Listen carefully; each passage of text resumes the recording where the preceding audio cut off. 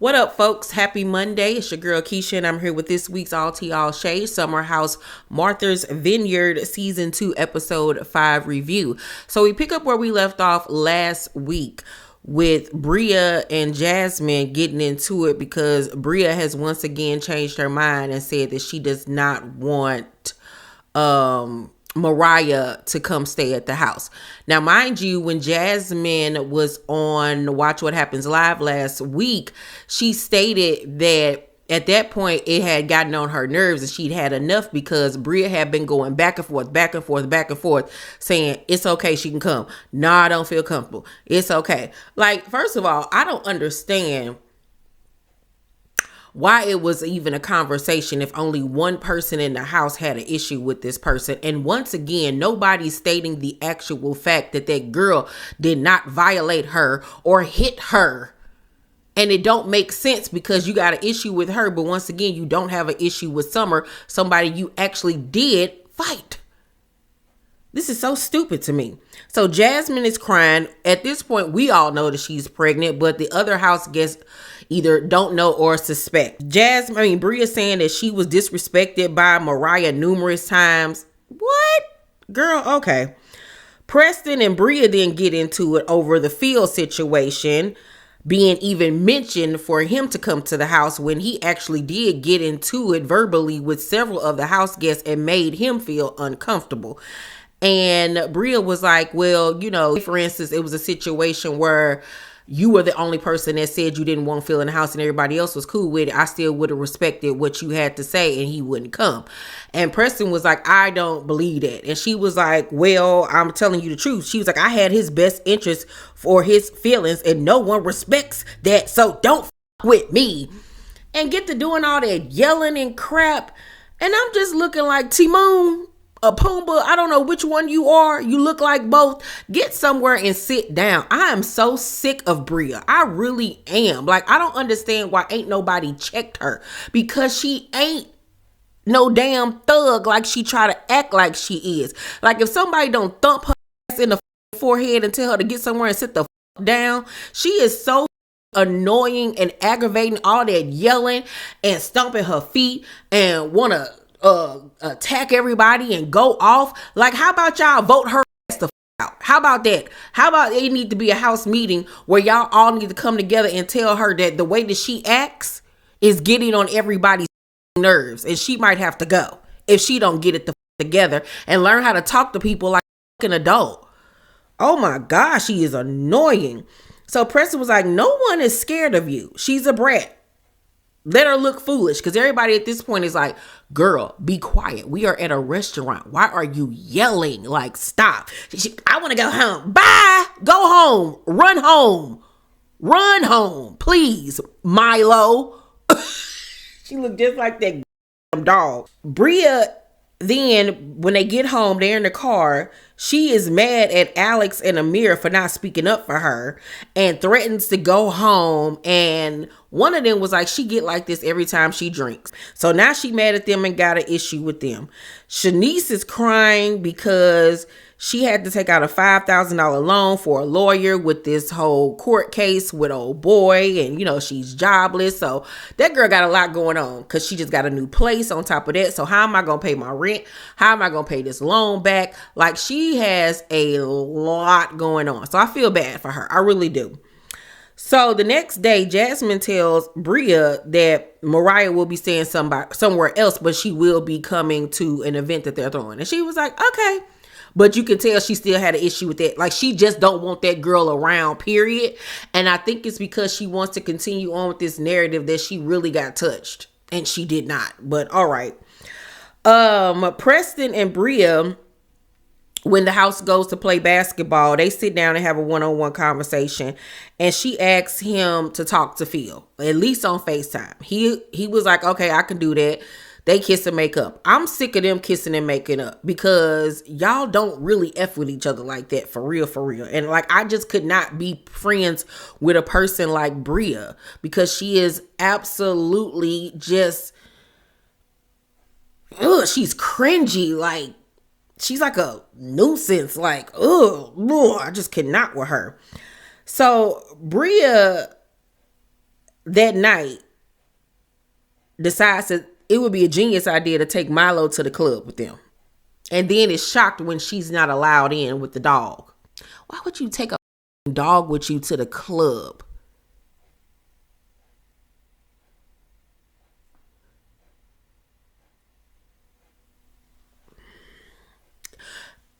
We would have had a house meeting at that point. She got to go. The next day is Amir's rodeo day. It's his event. They all go to ride horses. I always wanted to ride a horse. I need to go horseback riding. Have y'all seen that Jocelyn is horseback riding? She's learning how to ride a horse. I really want to ride a horse. Ride a horse, find a cowboy, or find a cowboy, ride out. I don't know, whatever it is. So, mind you, as everybody's getting dressed, the cameras and production decides that we needed to see Preston in his room getting dressed in nothing but his jock strap, seeing his booty and his little Peter Weeder. And that wasn't on my bingo card for last night. I didn't need to see that. I really honestly didn't. I don't want to see none of these men in no jock strap, to be honest with you. None of them. None of them. I guess they said he filmed it in front of the camera. We gonna show it. But Jesus Christ, that was unnecessary.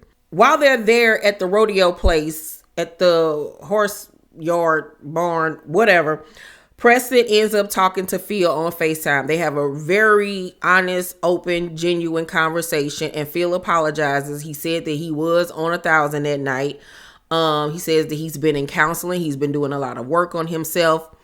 And he says, to pass along the apology to the other guys since, they don't want to talk to him personally. And he's like, the only thing that really hurt my feelings that night was when I think it was either Alex or Amir said that he wasn't funny. And he was like, that's what really hurt my feelings because I'm an actual comedian. I thought that Phil was hilarious. Outside of him being disrespectful, I thought he was funny AF, okay? I think that Phil deserves another chance. I really honestly do. I hope that at some point during this season, we get to at least see him come to one event. Because I like Phil. We need that comic relief in the house. So Preston accepts his apology. They actually have a nice little kiki and everything. Amir calls his girlfriend Natalie when they get back to the crib. And this got an attitude. She just sit there on the phone. Yeah. Hi. No, nothing's wrong with me. No. No. What are you doing? Oh. No, nothing's wrong with me. Nothing's wrong with me.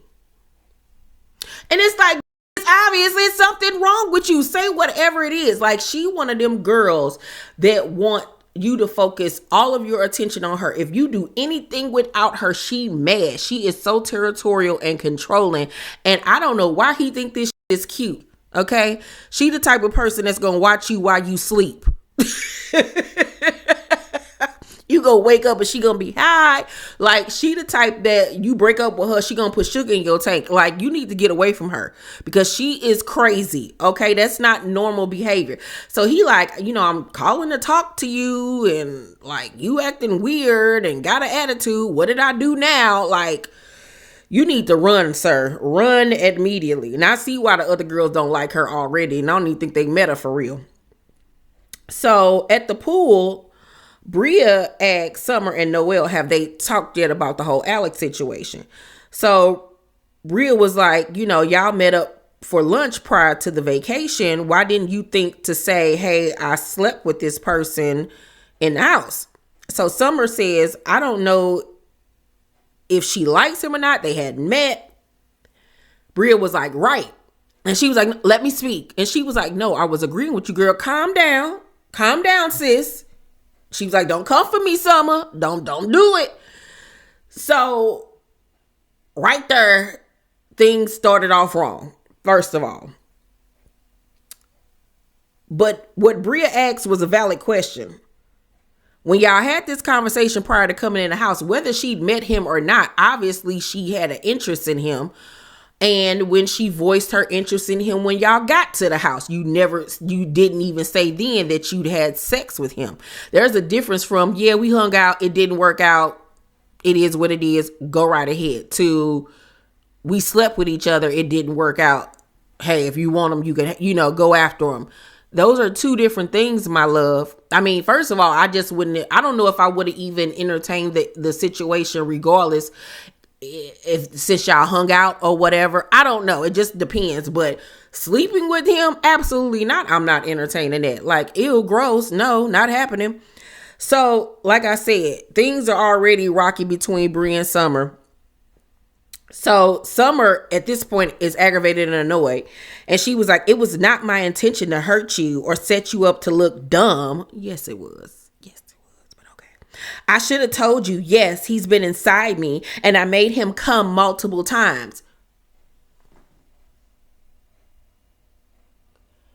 Well, we didn't need to know that bit of information. And like, I need to know if it's true because he has yet to say anything about your sex. I feel like you keep on trying to put 10 on 20 and make it seem like y'all little encounter was so much more than what it was because you're mad that he don't want to F with you like that. Because if you made him come so many times, then he ain't checking for you, my love.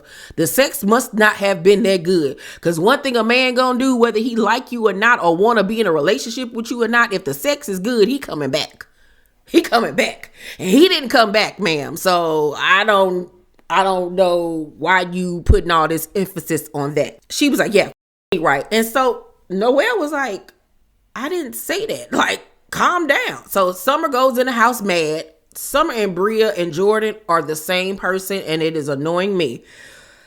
Noelle comes in the house and pulls her to the side once again so they can have a one-on-one conversation.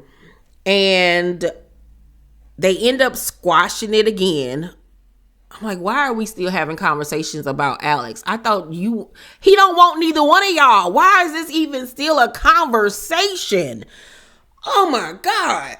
So at dinner that night, Jasmine told everybody that she had a special guest coming. Everybody was thinking it was probably going to be Mariah. So she has a place setting for the guests. She then gets up and make a toast. Did y'all notice that she had on the dress from 13 going on 30? She had on that dress. She must have got it off Amazon. Anywho, so she gets up, makes a toast, and was like, just want to let you guys know that the special guest has been here this whole time. I'm pregnant. So everybody was like, oh my God. Half of the house was like, we knew, except for Amir. He was like, what? Didn't know it at all. He the Portia of the house. The camera kept on panning over to Jordan's face when she made the announcement. Now, I don't know, because you know how they like to edit stuff and make stuff look a certain way. But they were making it seem like Jordan was looking like, okay, congratulations, girl. Like she was hating and like she wasn't really happy for her. Now, I'm hoping that was just an edit. But now, what wasn't an edit was what she said in her confessional when she was like, I'm assuming it's his first baby, talking about Silas, not Silo. She talking about, I'm assuming it's his first baby. I mean, no shade. I really don't know. Girl, you know whether or not that man had another child. Shut up. Now, that was some hating-ish right there. So it is leading me to believe that you was making faces at that table. Once again, I'm confused at the vitriol coming from Jordan to Jasmine. She act like Jasmine stole her man. Like, I'm just so confused by why she just don't like this girl that much.